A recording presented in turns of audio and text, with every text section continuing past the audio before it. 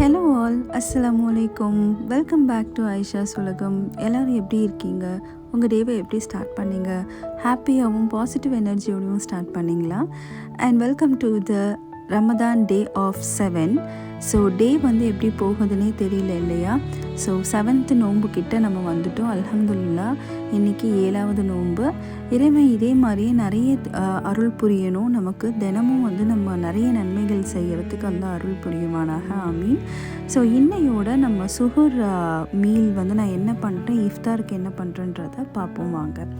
So first வந்து நான் கஞ்சி வந்து நான் உங்களுக்கு தெரியும் இல்லையா, இன்ஸ்டன்ட் கஞ்சி பவுடர் பண்ணி வச்சுருக்கேன். ஸோ அது எனக்கு ரொம்ப ஈஸியாக இருக்கும். நான் ஜஸ்ட் அந்த பவுடர் மட்டும் போட்டு, கறி கஞ்சி பண்ணுறதா இருந்தால் ஜஸ்ட் அந்த பவுடர் போட்டு நீங்கள் தண்ணி ஊற்றி வச்சிங்கன்னா போதும். ஏன்னா கறி கஞ்சிக்கு மசாலாலேயே நம்ம தனியாக மசாலா தாளிப்போம் இல்லையா, அதுக்கு வந்து நம்ம வெங்காயம், தக்காளி, பூண்டெல்லாம் போடுவோம். ஸோ ஒரு கடாயில் வந்து கொஞ்சமாக எண்ணெய் ஊற்றி பட்டை, கிராம்பு, ஏலக்காய், பட்டை வகைகளை போட்டுக்கோங்க.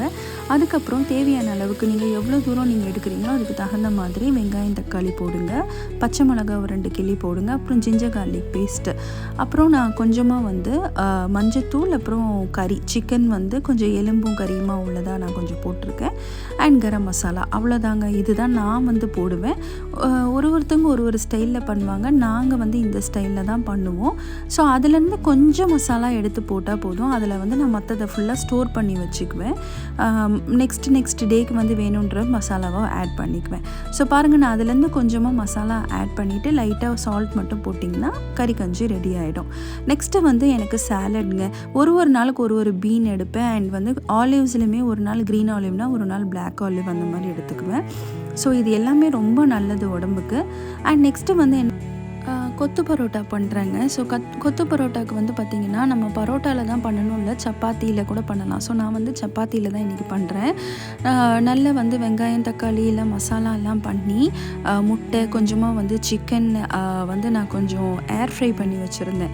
ஸோ அதையும் போட்டு கரம் மசாலாலாம் நல்லா போட்டுட்டு பார்த்திங்கன்னா நான் கொஞ்சமாக குழம்பு வந்து ஊற்றுவோம். அந்த குழம்புக்கு வந்து பார்த்திங்கன்னா நம்ம எந்த குழம்பு வேணால் ஊற்றலாம். சிக்கனில் நீங்கள் என்ன குழம்பு வச்சுருக்கீங்களா, இல்லை வெஜ்ஜு குருமா வச்சுருந்தா கூட நீங்கள் கொஞ்சமாக ஊற்றலாம். ஸோ நான் கொஞ்சம் சிக்கன் குழம்பு வச்சுருந்தேன். ஸோ அதை அப்படியே போட்டு நான் பண்ணிட்டேன். இதோட ஃபுல் ரெசிபி டீட்டெயில் கொத்து பரோட்டா ரெசிபி வேணும் அப்படின்னா நான் வந்து இந்த தனி ஷார்ட்ஸ் வந்து உங்களுக்கு நான் கண்டிப்பாக போடுறேன், நீங்கள் போய் பாருங்கள். ஸோ இன்னையோட sugar meal and iftar meal இது தான். நாளையோட மீலை நாளைக்கு பார்ப்போம் இன்ஷா அல்லாஹ்.